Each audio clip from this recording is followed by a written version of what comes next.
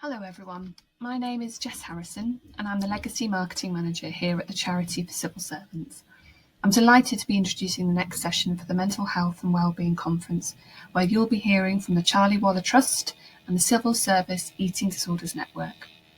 This session is called Spotting and Supporting Eating Disorders. Experiencing an eating disorder or supporting someone struggling with their relationship with food is all too common. Nurturing a healthy relationship with food and eating is crucial to our well-being, so we hope this session helps you feel like you have the support and knowledge to tackle this sensitive issue. Thank you so much for joining us, and we really hope you enjoyed the session. So welcome and thank you for logging on to this session. So today we're going to be looking at how to spot someone might have an eating disorder. So how eating disorders might show up in the workplace and how to support people with eating disorders, whether you're personally affected by an eating disorder or a colleague, manager, friend, or family member. So just to introduce myself a little bit, my name is Ros Ray and I'm a clinical trainer for the Charlie Waller Trust, hence me being here today, and for BEAT, the Eating Disorder Charity, and the Priory Group. I'm a mental health nurse by background, so I've been a mental health nurse now for nearly 30 years, 29 of which have been within the world of eating disorders. So I've worked with adults, both inpatient and community, and about 15 years ago started working with children and young people. And I've had a variety of different roles within the NHS. I'm also, alongside my nursing, I am a systemic practitioner.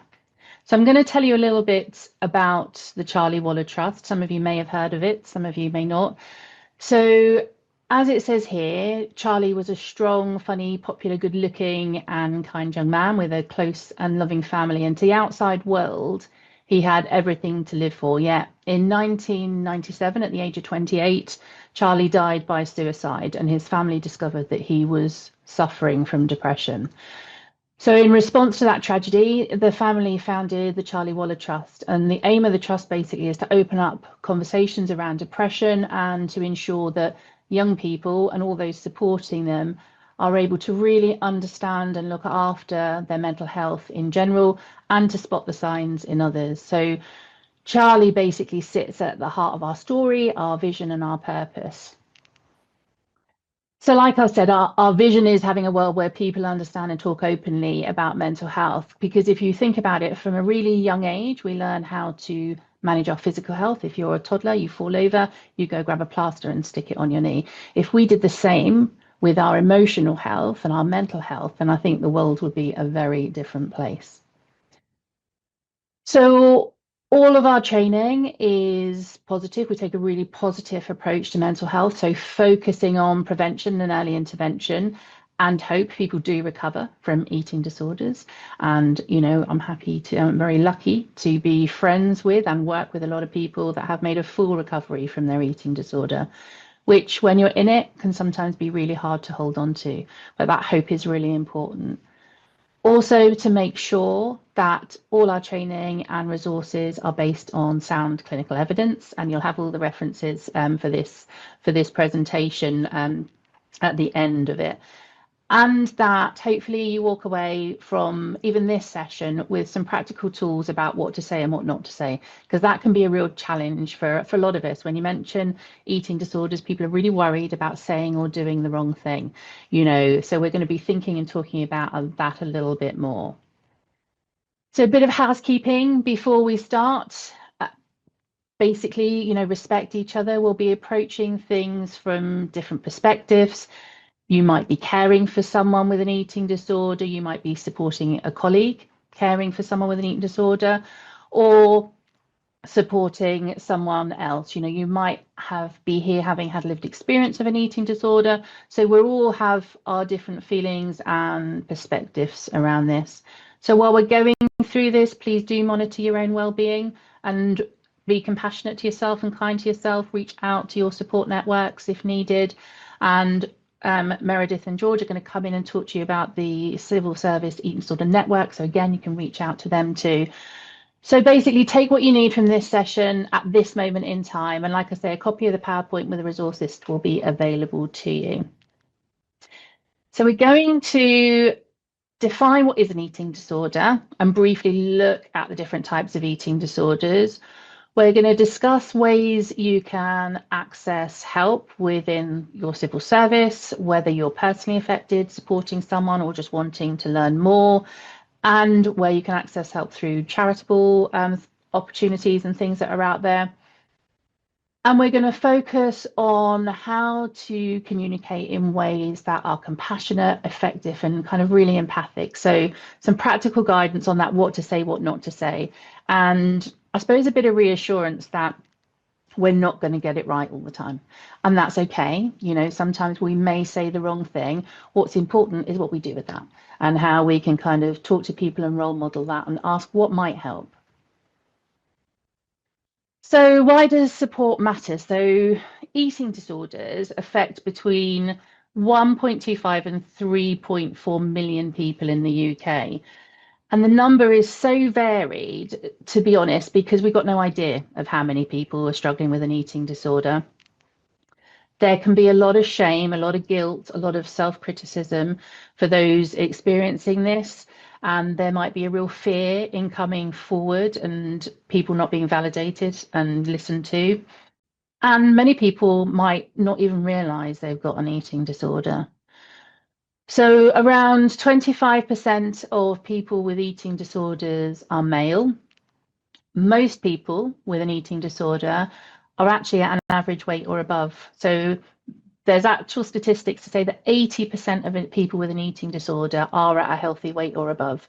So again, sometimes when we think about eating disorders, we think about people that are very underweight. However, the majority of people with an eating disorder are at a healthy weight. So again, bearing that in mind with your friends, family, colleagues, you know, it's maybe not always necessarily very visible.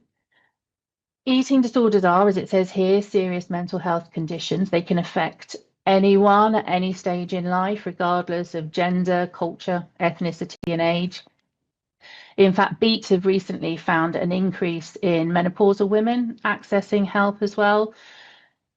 They impact not only the person going through the eating disorder, but also colleagues, families, and friends.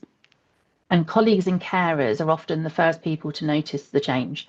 So again, it's thinking about how can we support them in having those conversations, because we know that that early support and understanding makes a real difference, and workplaces can be a really important early support system.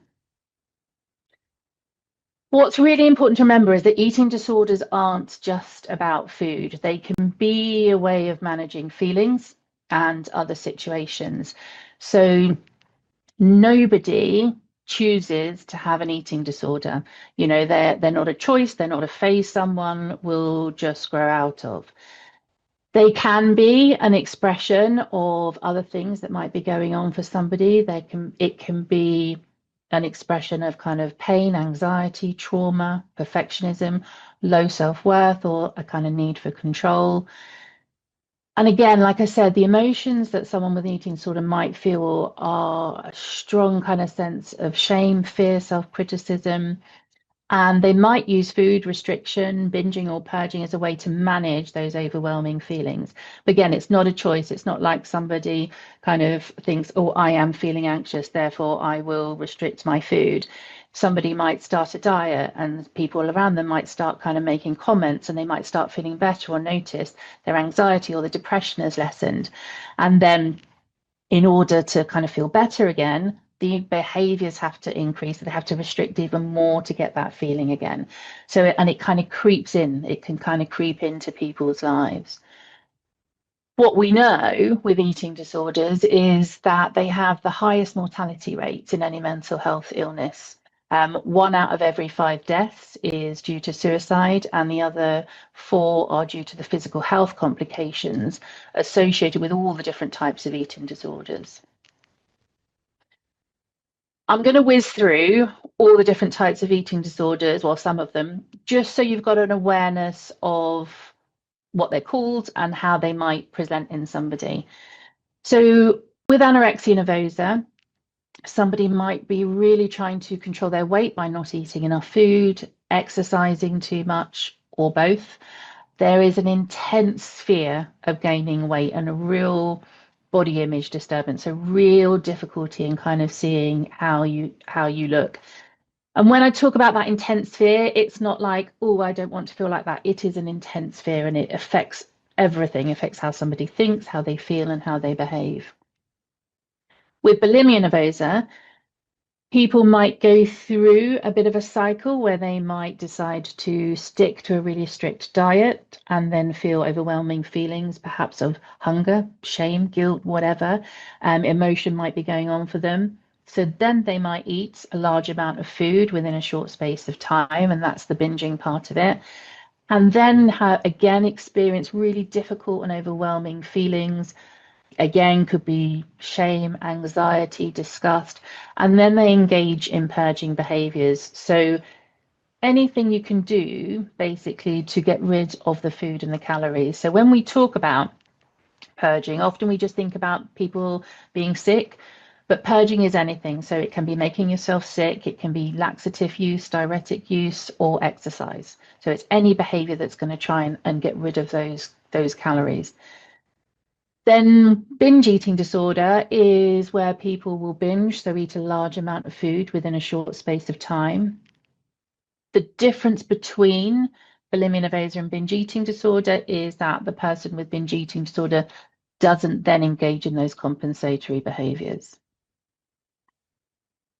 So then we have OSFED, which stands for Other Specified Feeding or Eating Disorder. And basically, you might get a diagnosis of OSFED if all of the behaviors and the thoughts are very similar to the other eating disorders, but you might just not meet the diagnostic criteria for that.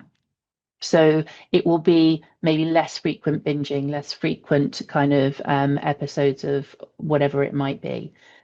And then ARFID stands for Avoidant Restrictive Food Intake Disorder. So people with ARFID often will have a comorbid diagnosis of autism as well. And the food challenges and the food difficulties can be related to the kind of sensory nature around food. So there might be avoidance of certain foods because of the color, the texture, the taste, the smell. It may be linked to a fear of being sick or a fear of choking, or it may be not recognizing and responding to those hunger cues. So we might feel hungry, go and have something to eat. Somebody with ARFID may get those hunger cues but not respond in the same way. The main difference between ARFID and anorexia is there isn't that drive for thinness. There isn't that desire to lose weight. It just happens because what safe foods people eat get smaller and smaller and smaller, and that weight loss is as a result of that. So if we hold on to the thought that a lot of people with an eating disorder are at a normal weight or above, then we can keep this in mind when we're thinking about how to support and approach someone that we might be concerned about. So you don't need to be able to diagnose, you don't have to know exactly what's going on, you just need to be curious. Some people with an eating disorder can experience what is known as an eating disorder voice. So this isn't a psychotic voice, it's like an internal critical voice. And it gets louder before, during, and after meals and snacks. Now, if you were seeing me, I would be advising that you're eating 3 meals and 3 snacks a day. So imagine the intensity of that voice throughout the day. There's not much time where you're going to get a break from that. So alongside, and I'm going to show you what it might be like to hear and experience this eating disorder voice. So when we think about eating disorders, we talk about seeing the person as separate from the eating disorder. So we try to encourage the person experiencing it and all those around them to see the eating disorder as a separate entity to the person. Sometimes that could be obvious, and sometimes it's less obvious, and sometimes it looks a bit like that. So I'm going to show you this extract from this TED talk by Dr. Laura Hill called Eating Disorders from the Inside Out, where she demonstrates what it's like for someone to experience those eating disorder voices. She then goes on to talk about the physical changes in the brain. So if you would like to learn more, then I'd highly recommend you watch this. We won't have time to watch it all today, but I'll give you a taste of what it's like. So as you're watching this excerpt, think about how you might feel if you were experiencing this and trying to work and be with somebody at the same time. It's only a few minutes long.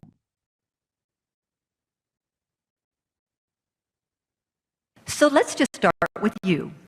Let's just start with the sense that hopefully all of you had breakfast this morning. And with that breakfast, you got some energy to start and enjoy this day here at TEDx.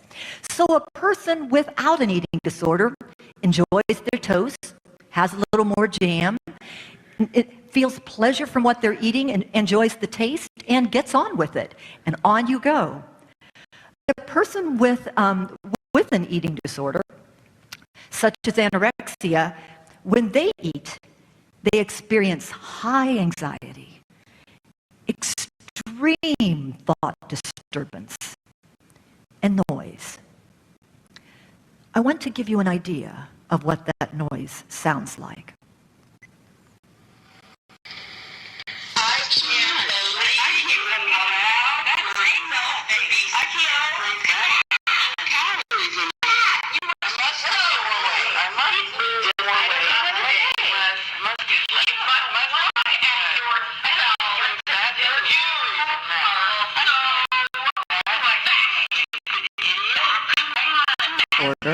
And has had her breakfast.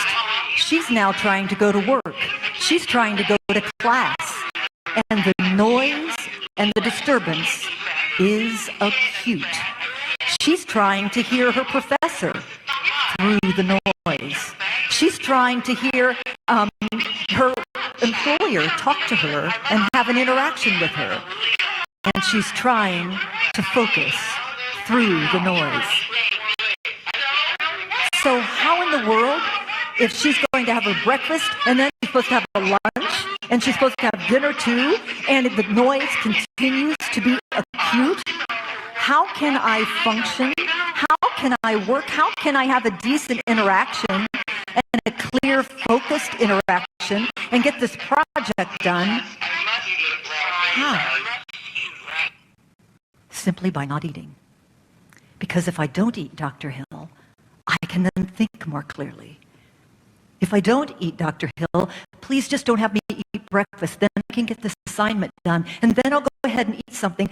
So then I can go ahead and get something because you say you're needing it. But don't ask me to take that test and eat breakfast too. Because if I do, I have to take the test and think through the noise. I have to finish the assignment and think through the noise. So what do we do to be able to help a person with anorexia? Food. So let's explore what's going on in the inside of the brain so that we can better understand what that looks like. So I wonder how many of you, when you were listening to that noise, went to reach for the volume button, because I know that it can be really tempting to do so. We listened to that for possibly less than a minute or so. Somebody with an eating disorder, and everybody experiences this voice differently. For a lot of people, she did like a whole group of voices. For a lot of people, it might be an individual voice. Again, we could be curious if that is what somebody might be experiencing. But we listened to that for less than a minute. Somebody with an eating disorder might be experiencing that a lot throughout their day, So the other thing, I don't know if you had the opportunity to do, was to try and listen to what she was saying, why that voice was going on. And again, if you're trying to do that, you're having to really concentrate, because that noise is so loud. So thinking about those around you, if they are hearing that voice, how much are they being able to process what you're saying? How much are they hearing? How much are they able to take in?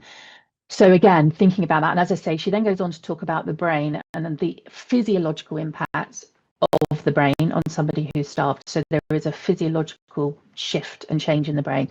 So again, please do watch that if it's something you'd be really interested in. And again, you know, we can hold on to this to think about what it might be like for that person with an eating disorder, and depending on your relationship, even have conversations. You know, I've seen this TED talk. Is this, you know, you might want to share it with somebody. Is this something you can relate to? Is this something you experience? What's it like for you?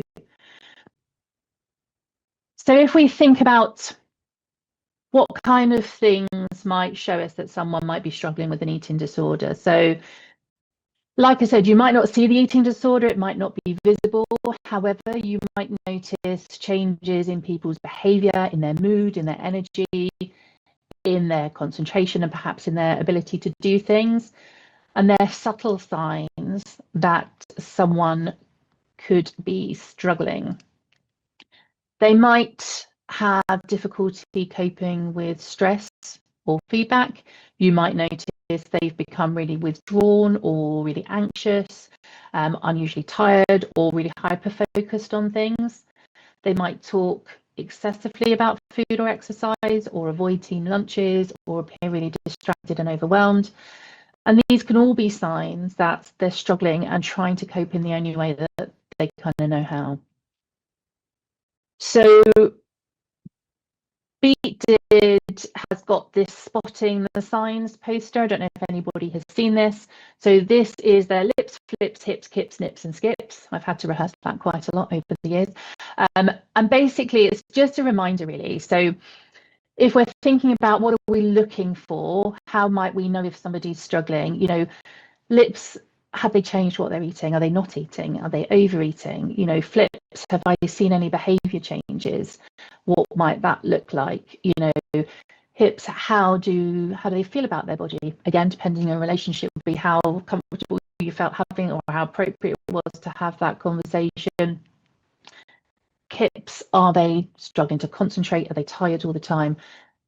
Nips, are they disappearing to the toilet after meals to make themselves sick and or exercising? So skips, are they excessively exercising? So again, if you're having a conversation and you're just thinking, right, what are the things I need to be aware of? It might be that you refer to something like this. So how can we have conversations if we're concerned? So here you kind of might need to do your swan effect. Has everybody heard of the swan effect? You know, if that's the water, and then you're trying to be this graceful swan above water and be really containing. Underneath, your feet are frantically paddling, or whatever at the end of swan's legs are called. Going, was that the right thing to say? I don't know. Was that the right thing to say? Should I have said that? You know, should I have done that? What the person with the eating disorder needs to see is this calm, graceful swan. What your colleagues or your friends or your support network needs to see are your frantic paddling feet, because you need to be able to talk about that and get support for that. And what the person needs to see is that containment and that compassion. So we need to find a really calm, compassionate way of communicating without that judgment or emotional intensity. And I think that can be a real challenge, can't it? We're all told not to be judgmental, and I think that's a load of rubbish, quite frankly. We're all judgmental. What's important is we know what our judgments are, and we make sure they don't impact on the relationships that we're having and the conversations we're having. So we know that eating disorders can really thrive in a high stress environment. So the goal is basically trying to reduce that pressure and really create a safe space where someone can talk openly and honestly about what's going on for them. And I think, and again, you may disagree with me, you know, Georgia Meredith, I should have said right at the beginning, jump in as well if you need to. You know, what's so important is that whatever anybody tells us, that we validate that we don't say the yes but no buts, but that we validate and listen and say and acknowledge how they might be feeling and where they are at that moment in time. You know, and again, depending, we're talking about encouraging small steps towards recovery, but it depends whether they're in a position and ready to do that. You know, when we think about and talk about recovery, that will mean something different to everybody. In fact, a mum and daughter that I used to work with, they didn't like the word recovery because they felt really pressured with recovery, and perfectionism was something that we see a lot with people with eating disorders, was something that they felt that they really were pressured into kind of recovering perfectly, and they didn't want to recover who they both were before the eating disorder came along. So they changed it to being on a journey of discovery of what life without the eating disorder would look like. And although it's just one word, it has a massive impact, because when things don't go as planned, which they won't go as planned, or you say the wrong thing, you discover, okay, well, that's not helpful for me to say right now. How could I have said that or done that differently? And how can I do that differently next time? So we also need to be aware of our motivation to change and where that person may be at. So I'm usually firmly in action. I've got my fix it gene well and truly ensconced in me, or my superhero cape on my shoulders, and I'm like, right, this is what you need to do. Sometimes people might not be ready to do that with me, you know. So instead of me trying to drag them kicking and screaming to where I'm at, I've got to join, and we've got to join that person wherever they may be at that moment in time. And like I say, that wanting is born out of good intent and born out of perhaps care and wanting. However, we need to join that person and validate them wherever they might be and however ready they might be. So what I need to do is change where I am and come alongside them and validate what things are going on for them. So for example, if somebody's really struggling, I might say something along the lines of, you know, it sounds like things are really difficult around food for you right now. You know, I really admire the fact that you're even thinking about what you might need to do to change. You know, it's not easy to sit with those thoughts. You know, I don't want to rush you. I just want to let you know that if at some point you want to talk about what's feeling hard or what next steps might look like for you, I'd be really glad to listen and support you in that. You know, so again, even those small steps count. You know, you don't need to have it all figured out right now. So again, thinking about how can we come alongside and be with that person. So let's start with the what not to say before we go on to the what to says. Again, comments like this, well, you look well now, sometimes are born out of really good intent. You know, so people are trying to compliment, they're trying to kind of, however, it can be really triggering for somebody with an eating disorder, because what that eating disorder voice does, it can interpret that praise really negatively. So I would say, wow, you look gorgeous, you know, you look really well. Again, born out of good intent. What that eating disorder voice can do is translate that into, you're really fat and ugly. Why on earth did you wear that top? You know, or, you know, she really doesn't mean that. So again, it's thinking about how can we avoid using numbers, talking about calories, or kind of how can we use our language differently, basically. So again, thinking about what to say, it's always about starting by kind of showing care and concern. You know, focus on how the person feels, not how they look. So, you know, if somebody's struggling, I've noticed you don't seem yourself lately. How are you? You know, it's about keeping your tone really non-judgmental, as I say, and keeping ourselves in check around that, and open-ended. So again, you know, sometimes if you say, oh, can I have a word with you, some people might think, oh, I'm in trouble. You know, it's about, you're not in trouble, I just want to check in with you. You know, what's going on for you right now? What kind of support would be most helpful for you right now? You don't have to solve everybody's problems or make it better. You know, it's about being a safe and steady presence and building that trust and that relationship, you know, by saying to people, look, I'm here for you. You know, if you want to talk, let them set the pace of the conversation. And if they're not ready to talk, that's okay. Leave the door open, you know, because again, they will then know that that door is open and they can come back. So if we think about creating a supportive workplace, it's about, for some people with eating disorders, they might find workplace food really stressful. So tea lunches, cake days, or diet chat and things like that. That can feel really overwhelming. So again, try to offer alternatives or maybe check in privately. Possibly making small adjustments like flexible hours or avoiding lunch meetings might be really helpful. Again, everybody is different, so it's about finding out what works for everybody. And it's about always kind of communicating that with kindness and clarity, and, you know, being really transparent and honest, I think. Workplace support can make a big difference. So eating disorders are protected under the Equality Act of 2010. So it might be allowing time for appointments, providing really gentle, really constructive feedback. And like I say, that compassion and practical support can be key. What's really important as well is, and I'm mindful there might be a mix of people in this audience today. So you may be caring for somebody with an eating disorder, whether that's within a work situation or in your own family. And we know caring for somebody with an eating disorder is really exhausting and really confusing, because it's really hard. Eating disorders can appear really illogical, and often we try to argue logic with this illogical illness. And what's so important is having a shared understanding and a shared language and communication around what it might be like for somebody with an eating disorder, and that, kind of how you can best support them. But what's also important is how carers can be supported. Carers can often describe feeling really helpless, really guilty, burnt out, that kind of compassion fatigue. And like I say, just as the person with an eating disorder needs support, you also need support too. So it's okay to ask for help. It's about thinking about what support you can get alongside supporting your loved one and how best to support them.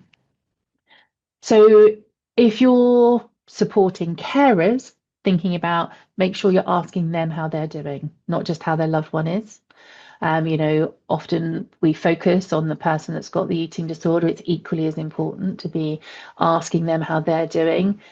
Encourage peer support and time off if needed, because again, if you're supporting somebody to eat 3 meals and 3 snacks a day, it's a real challenge. It's really, you need time and space to be able to do that alongside processing all the really difficult emotions that might be going on. Respecting that emotional fatigue, like I said, caring is really hard work. Really reminding them it's okay to prioritize their own well-being, and signposting to resources and to your civil service eating disorder network, and other charitable organisations like Charlie Waller and Beat. So within your workplace, you've got this amazing civil service eating disorder network. George and Meredith, do you want to jump in here, or do you want me to? Yeah, we can do. Thank you so much. Hello, my name is Meredith, and I sit on the organising committee of the Civil Service Eating Disorder Network. And I'll just tell you a quick overview of what the network's all about. So we are a network of civil servants across government, and we work in a voluntary fashion on top of our day-to-day roles. And our aim is to create a community of support for those working in different departments who may be affected by eating disorders. So as a group, we aim to raise awareness of eating disorders across the civil service, but to also provide support to those experiencing eating disorders, their carers and their line managers. And our vision is to support all civil servants affected by eating disorders. And we do this in the best civil service way around 3 priorities.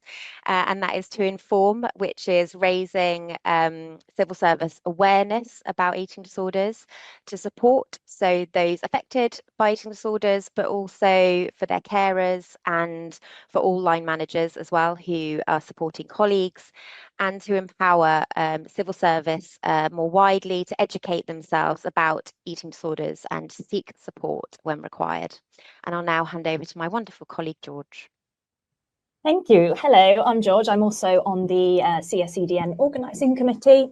So I'll just talk quickly about how we sort of implement our vision and our priorities. So we do this through a range of activities. We've got awareness raising events such as today. We do things like blogs, we do teach-ins for various different teams within the civil service.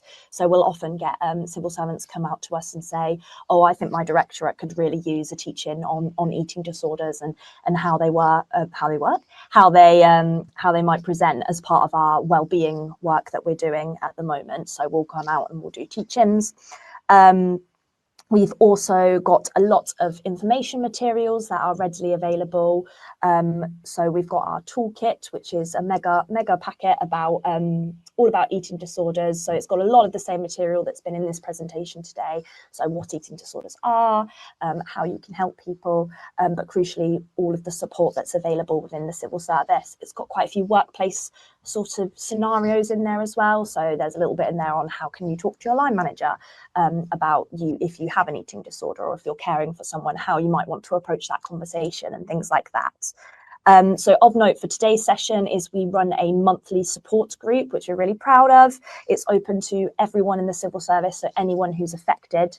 So if you've got an eating disorder, you're caring for someone, a colleague has one, friend, family member, or you just want to find out a bit more because you might be interested in well-being, etc.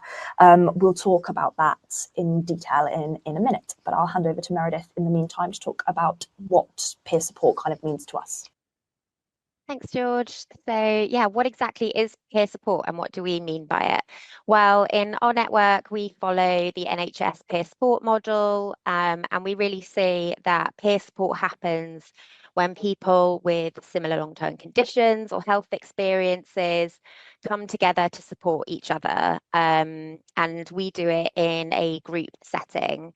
The aim of our monthly sessions is to provide a safe space for those who wish to share, and we welcome anyone who wants to join the sessions. We try and remove any judgment from the sessions and allow people to engage in a way that feels okay for them. So some people only remain on text and use the chat function a lot. Some people feel more able to be vocal and talk that way. And we have a set of kind of rules or guidelines that boundary the session so that we're always recovery focused. We find that through the sessions, people feel enabled to share their experiences, but also a lot of the time turn to help support each other in developing their knowledge and their confidence to discuss their experiences around eating disorders, or to address secondary impacts that might be affecting them at work, such as if you're caring for someone and you're looking for practical guidance on how to discuss that with your line manager. The peer support sessions also act as a place where people can learn supportive mechanisms that they may not have been aware of previously that can be put in place in the workplace. So such as reasonable adjustments or workplace adjustments, and the offer of support through programs such as the Employee Assistance Programme. We found that by providing a space for people to connect who have similar experiences, it's enabled civil servants to really benefit from a sense of community, and to have an opportunity to develop understanding in a way that wasn't previously available. And it's not intended to replace other forms of intervention in any way, shape or form. We're very clear about the range of supports and the importance of medical or other interventions that are available, but it's rather to be a positive tool for people to feel more empowered and supported in the workplace. And I'll now pass back to George. Thank you. So I'll just talk a little bit more about kind of practical logistics of how they work, these support groups, because I know some people are a bit tentative about joining them or understanding whether they're right for them. So we'll have our contact details at the end of this presentation. But essentially, if you just get in touch with us and ask to be added to our mailing list, you'll receive invites for the support sessions. They're run on Microsoft Teams. Back pre-COVID, we did them in person, but we're now on Teams, which seems to work better for everyone. The calendar invite is private, so no one's going to see what it is in your diary. We have at least 2 facilitators from our organising committee who will facilitate the conversation, and there's no introductions, no one has to go around and say who they are or anything like that. We usually just open up the conversation by saying, here are our ground rules, which avoids things like talking about specific weights and calories and stuff, and then just asking if there's anything that anyone wants to share. It could be that they want to share a recovery win. or it could be that there's a specific event in their life coming up that they'd like some advice about, or talking to their manager, or advice about workplace adjustments, or anything like that. It's really open to whatever anyone would like to bring. So yes, if you're interested in joining them, please do get in touch with us. We've got a few like kind of principles that we follow for the sessions. So essentially they're accessible and inclusive. We have a wide variety of people who join our support groups. There are carers for people with children with eating disorders. We've had line managers before come in who are supporting someone with an eating disorder and just want a bit more information about how they can support them. We've had people with different types of eating disorders, so the ones that Ros has spoken about at the start. We have people who might have ARFID or who have anorexia. It's all peer support, and we can all help each other just based on our own experiences. So yeah, we want to make sure that people just have that safe space. Kind of, it's within the workday, but it's sort of away from work to just take some time out and sort of say, this is what I'm dealing with at the moment, and have that like community of civil servants who can really just share. You can just share that with and be real about it and not feel like you have to hide away. Again, as Meredith's touched on, we are not medical professionals in the CSEDN. We are just a peer support network. So we always encourage people to seek medical intervention via the NHS if that's appropriate for them to do so. But I think this just adds a sort of extra layer on top of that in terms of that kind of application of things within the civil service. And we're all kind of going through this together and can share our experiences. And yeah, it's very reciprocal. So some people will come to some sessions and say, here's a problem, and they might get some advice. Another session, they may just sit and listen or offer their own advice. There's so many sessions where I go and I take so much away from it, and I'm like writing all these notes down, like, I'm going to do that myself because that's fantastic. So I really love running them. Anyway, I will leave it there and pass back to Ros. Thank you. I just want to say how fantastic the network seems to be. I have never heard of anything so supportive, and like you say, that peer-led support is so essential and so valuable, you know, and so impactful, you know. So I think it's amazing, and your resources are fantastic. So yeah, I would absolutely urge everybody who's interested to kind of link in with you all. Right, so I think we're coming towards the end now, aren't we? So again, thinking of kind of next steps and resources. Obviously, you've got the contact details for the network. BEAT, the eating disorder charity, has a whole host of resources for everybody, whatever role you might be in, and lots of practical resources and stories of hope and stories of recovery. So again, and for parents and carers, they've got their pod, which is their parent carer forum. So again, please do have a look on their website and access that.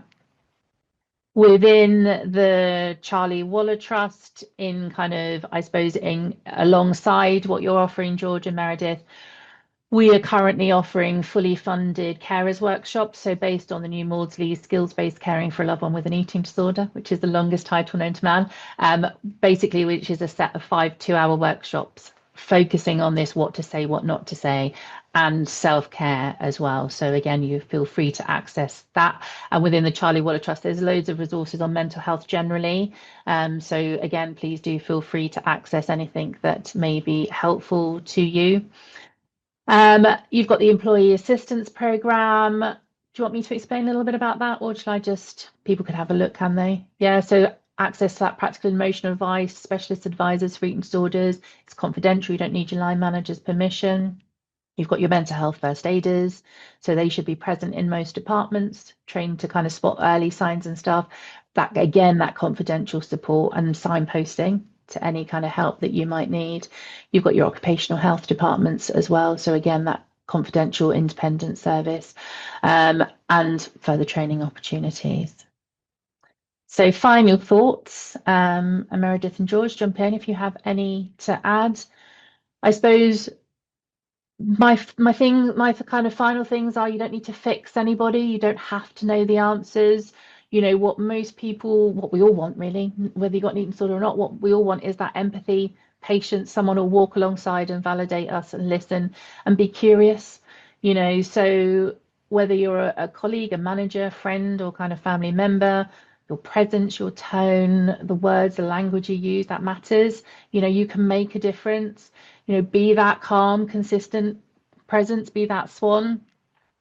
You know, avoid appearance and food talk, and think about, you know, how can I support you right now? Or what can I do? What can I say? Or what's it like for you? You know, again, just being really curious.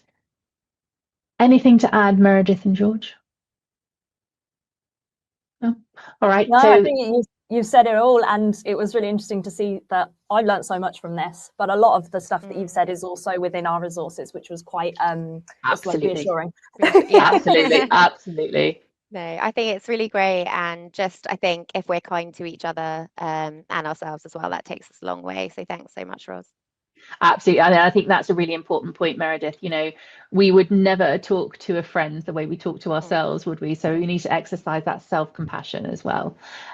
So thank you for taking the time to kind of learn and reflect today. And if you've got any questions or would like any resources, then feel free to contact George and Meredith. And we're going to be available for Q&A, aren't we? Yeah. Yeah. Thank you. See you.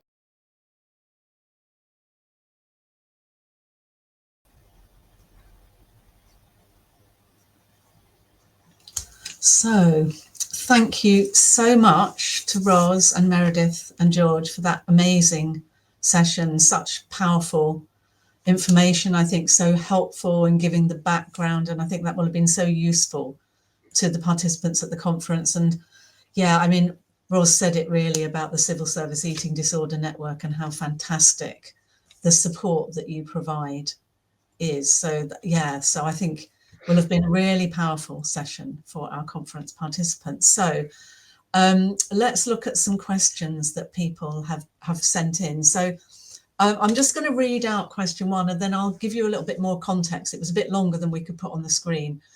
Question one, which I think will be for Roz. My daughter has developed issues with food because she can't put on weight. How can I help her with this? But that's what we've got on the screen. Let me just scroll back and give you the full kind of context of that. Okay, so my adult daughter who lives with me is naturally very slim and has always tried and wanted to put on weight. But because of this, she's developed issues with food and doesn't, for example, she doesn't know when she's hungry. She struggles to eat. She sometimes forces herself to eat. She doesn't enjoy eating, quite fussy with food, doesn't like talking about food and where to eat. This now makes me very anxious about asking her what she does want to eat, and I worry she doesn't eat enough and she also misses meals. So it's really about how that parent could support her daughter, really. Absolutely, and a really good question. And I think there's a few kind of strains to that, I suppose. Firstly, and I'm assuming, you know, any physical cause for that has been ruled out, you know, as to why she might not be able to kind of put on weight. And then I think it's, you know, asking questions, it's being curious. I think it's a real fear that if I talk about it, if I ask somebody, I'm going to make it worse. You know, just ask the question, be honest, be transparent, you know, say, look, I'm really worried. You know, what do you want to do about it? Does it worry you? Why does it worry you? You know, is it about kind of shape and weight concerns? You know, how does it feel for you? And, you know, and as she's an adult, again, you know, well, for anybody really, you know, what, if anything, does she want to do about that? You know, we spoke about that kind of coming alongside. You know, and it might be that you can kind of convey your own concerns around that. This is what I've noticed, you know, what is it like for you? But it's just opening up conversations. I don't know, George and Meredith, if you want to add anything to that. But for me, I think it's about opening up. And again, sometimes that difficulty with recognizing and responding to those hunger cues can be a sign, perhaps, you know, there might be some kind of autistic kind of presentation there maybe, and we don't respond or recognize those hunger cues. It might not be about weight and shape. So it's just being curious and exploring that, I think. Yeah, George and Meredith, did you want to add anything onto that? no. Okay. I was just going to say, actually, interestingly, from what you've just said, Ros, the next session at the conference is about neurodiversity. So anyone who's kind of interested in that can maybe stay on for that as well. And in terms, sorry, Kath, just to say, in terms of neurodiversity and eating disorders, the PEACE pathway, it is in the references in the end of my slide. The PEACE pathway is your kind of go-to, because that's got tons and tons of resources, both for those experiencing eating disorders and autism, and for those caring for them. So I would highly recommend that. Okay, thank you. So the question 2, I have binge eating disorder, and it's not as well understood as bulimia or anorexia. And people just tell me to stop eating so much. It's hurtful. If it was just that easy, I would do it. Any tips to help explain it? And I guess this might be a question that any of you might want to pick up. Who'd like to start? Do you want me to start?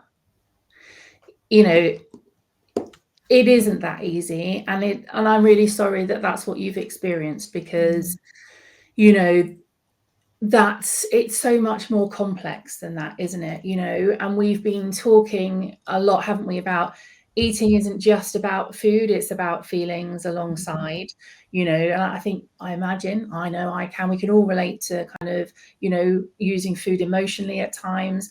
And when you're binge eating, it's about getting support and understanding that, yes, it's about managing eating and understanding and regulating that, and at the same time getting support to deal with all the emotional stuff, you know, that might be going alongside that, because it's not easy. It's really not easy, you know. And if we could understand that, and if we could kind of really support people in doing that, then, you know, hopefully you feel much more validated and supported, because you absolutely need and deserve that support. George Maldus. Yeah, I was just going to come in, and to the person who put that, thank you for being so open and sharing your experience. I think that's really brave of you today, and I'm sorry to hear that you're struggling with it. I think you almost, you know, it's really hard to explain eating disorders. With lived experience of my own, I was in denial of any kind of issue for a really, really long time. So the kind of confronting it and then explaining it to someone else is actually really overwhelming a lot of the time. I think if it's helpful from kind of a civil service perspective as well, and the support we can offer, we do run support sessions, as we said, so take the pressure off yourself to have to explain it to someone. I think it can be really useful to get to that point. But if coming to a peer support session and hearing other people's stories and journeys and experiences, and that resonate with you, that might be a kind of a good first step for you. But again, as I said at the end, like, be kind to yourself in this as well. Thank you, Meredith. George, did you want to add anything on that? Yeah, the thing I was going to add was, I guess it depends who you're telling about your condition and why you're telling them. So, like, what do you want out of that interaction? So if it's a line manager and you want like reasonable adjustments or something like that, that could potentially be a bit more formal.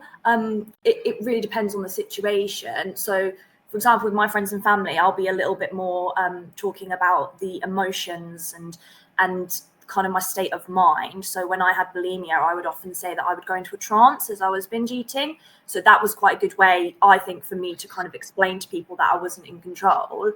But the other way that I've done it with people who I wasn't so close to was I would just send them a WhatsApp and I said, I've been diagnosed with this, and sent them a link to Beats website where it specifically said bulimia. And so I was like, I don't have to explain it to you. This is what it is. And that's that. So that could be something that you could explore.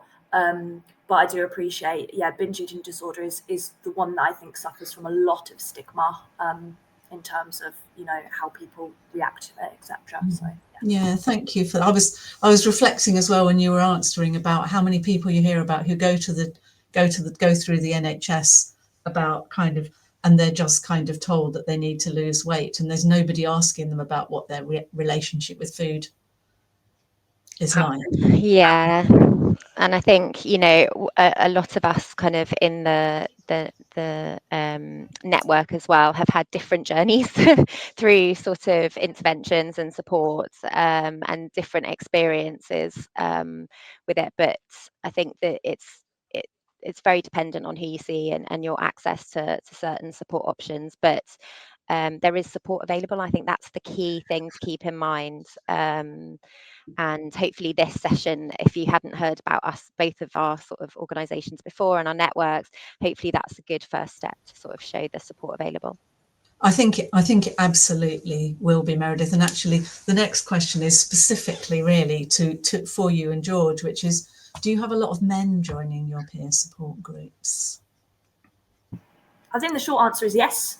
We do have men joining our support groups. I wouldn't be able to give you like a ratio or percentage or anything, but definitely we have people joining. The only requirement is you have to be a civil servant, but we have people joining who have all different types of eating disorders, all different genders. And so I think it's just that really safe and inclusive place where anyone can talk about the difficulties that they might be going through or wanting advice. So yeah, short answer is yes, absolutely.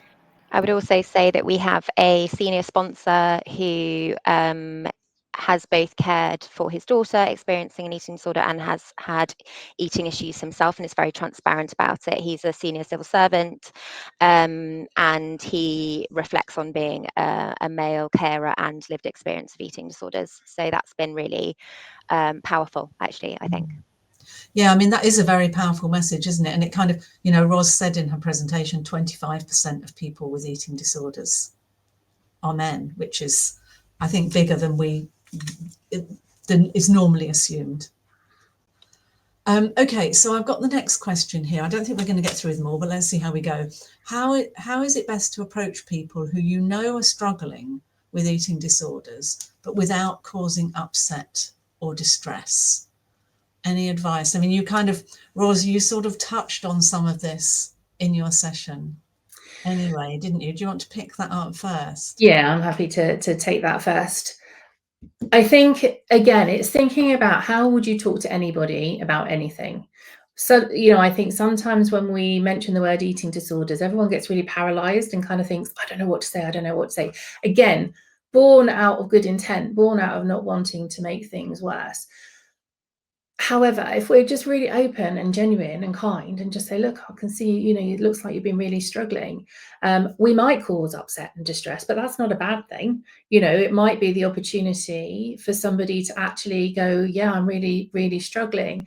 And or, as Meredith said, for some people, they might not know they're struggling, and they might not be able to acknowledge it in that moment.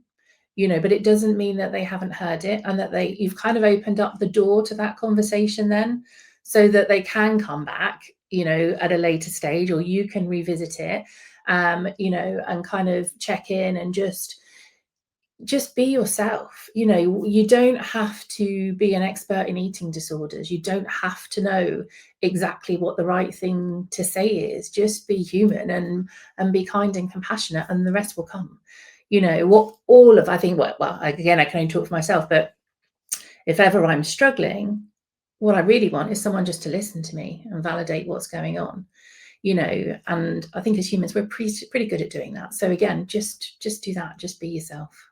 I don't know, do you want to add anything to that?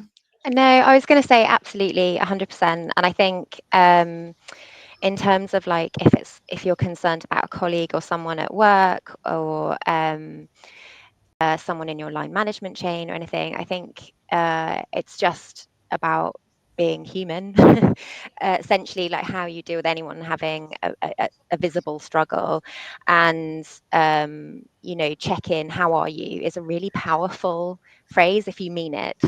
So how are you can be like an absolute open door for people to share, but also respect that people might not be in the place to divulge all their personal kind of things that are going on with them. But if you make sure that you know, reflect and offer support, but also have a good sort of base of where you can access information, where you can get support if they choose to then follow a different path. There's lots of options that you can have, that you can provide everyone in your line management or your team, for them to then access the support in a way that I think works for them is probably a really good place to start from. Anything more from you, George, on that one? The only thing I'd add is I really liked Roz's point about how it might not go fantastically and brilliantly the first time that you approach someone. And as Meredith said when she was in denial, I think that's really, really common. And one thing to just keep in mind is that, yeah, the conversation might not go perfectly. The person might get upset or they might get angry or something. It might go great. But I think the important thing is that you've been genuine and you've tried to help, and that person will have listened. And even if it's just ticked away in the back of their mind and they don't think about it for, another few weeks or something, it starts kind of, I would say, creeping in of just maybe telling them that something is wrong and that there are people there to talk to about it. That would be my addition. So being brave and being kind. Yeah. And sorry, Kath, I could just add, there's a lot of shame around eating disorders and a lot of guilt and a whole host of different emotions. And again, I think by us feeling okay to have those conversations shows that it is okay to have those conversations. We need to destigmatize that and kind of, as I say, really kind of connect with people. And that's what's great about this session, right? It's bringing stuff that's really hard to talk about and really personal and really, traditionally kind of not discussed openly into the kind of light, and saying that we can work together on this, and it's valuable. Yes, I mean, it will have been of benefit to so many people. Now, I just want to check with you. Laura said we can run over for a few minutes if you're all okay with that. Okay. Yeah, no, definitely. Yeah. Okay, so question 5. There's also a condition called orthorexia nervosa, which focuses only on eating healthy, clean or good food. Any thoughts on this, please? I think I'm going to go to Ros for this one. So in terms of thoughts, not kind of sure what thoughts you would like to hear. However, I can kind of say that often what can happen for people that develop orthorexia is they can start restricting what they're eating and eating clean foods, and then end up avoiding like total food groups, carbohydrates or dairy and things like that. And then what can happen is, because your safe foods become so limited, you can lose a lot of weight and fall into what we call starvation syndrome, which is where we know kind of a lot. Laura Hill goes on in that TED talk about how the brain actually changes, the physiological and psychological changes, and then it mirrors a lot of what we see in anorexia nervosa. So again, similar, we've got to be doing the food along with the feelings at the same time. So I don't know if that answers that question, hopefully a little bit. It gives some background to it, doesn't it? So thank you for that. So the next question: if children ask for food all the time, how do we manage that well so we reduce the risk of unintentionally causing any food issues? Interesting. That's a good question. Again, I'd be curious as to why that child was wanting food all the time, because if someone is eating a balanced diet, that involves everything. What is it? Is that an emotional hunger or a physical hunger? Again, are there any physiological reasons that might be happening? And has that been ruled out? And again, I suppose I'd be a bit curious, again, depends on the age of the child as well as to what kind of conversations you can have, but a bit of curiosity as to what that is about and what their relationship with food is about. As parents, you are all very good at knowing what is appropriate to your child, in having those conversations depending on them, their age, them, you're the experts in them. So again, it's being curious, I think, and trying to find out why that might be. I don't know if you've got anything else, Meredith and George, to add to that. Nothing other to say from my perspective. I'd try not to focus on like morals around food, so good or bad, like it's good if you eat this, or if you eat that, that's bad, because I think that can play into kind of eating disorder voices and how they might manifest. But yeah, I think taking the morality out of food is really important when talking to kids and anyone. Sorry, I was on mute. Thank you. Right, we've got the final question now, which I think probably would definitely go to all of you. How big a factor do you think self-esteem is in regard to eating disorders? And how can we help more on this side of things? Who'd like to start with that one? Do you want me to? I think self-esteem is a huge part of eating disorders. And it's a huge part of all of us, isn't it? You know, having kind of good self-esteem is something that we all aspire to, I think, and it's a constant kind of work in progress. There is a kind of, you know, it is for people with eating disorders, a lot of them, and again, I'm talking in generalizations, everybody is individual. Low self-esteem is a big part of that. You know, and we all develop different ways, don't we, of managing that in our lives. And for somebody with an eating disorder, the eating disorder might be a part of that. So again, it's boosting people's self-esteem and building that self-esteem. And it's doing that, I think, and again, Meredith and George, you might have much better examples, but, you know, kind of it's being, we can help boost people's self-esteem by acknowledging all the positives we see, you know, and kind of, because if when you're in it, sometimes it can be really hard to accept that, you know, so if we're kind of being really open and really transparent and honest about what we're seeing, and it's about focusing on the effort rather than the outcome. So focusing on someone's bravery, their courage, rather than the fact that they finished their meal, you know, and building it in that way and supporting that person to build their own self-esteem. So focusing not on the eating disorder, but on all the things that makes them them, all the passion, all the things that they love doing. You know, we often focus on the eating disorder and they kind of shrink, and it's about actually, we've got to be focusing on what makes them them. I mean, I couldn't agree more with that last point, especially that, and I think especially with kind of lived experience, it almost becomes like this, you know, huge part of you.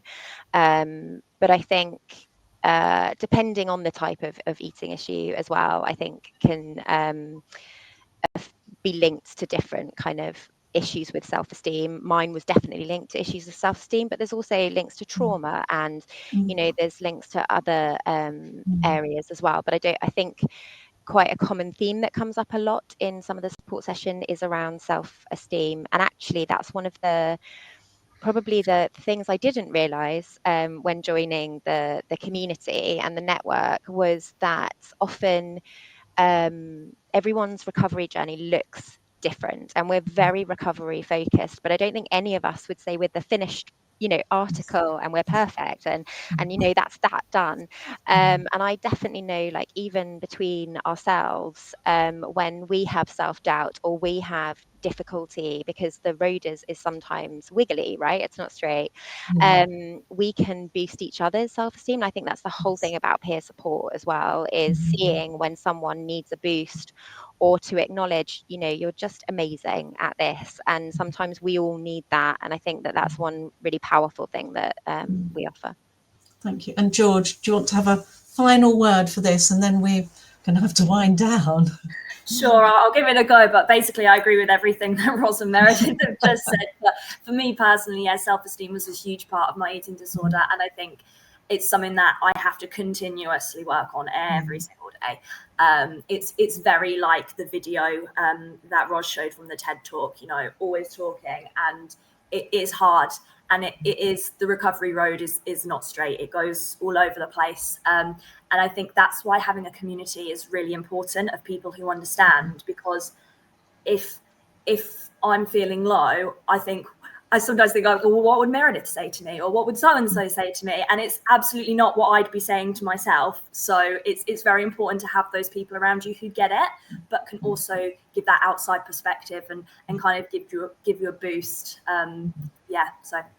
Thank you so much. And thank you, all of you, for this amazing session. It's been absolutely wonderful. And yeah, thank you for your time and for all the great work you're doing.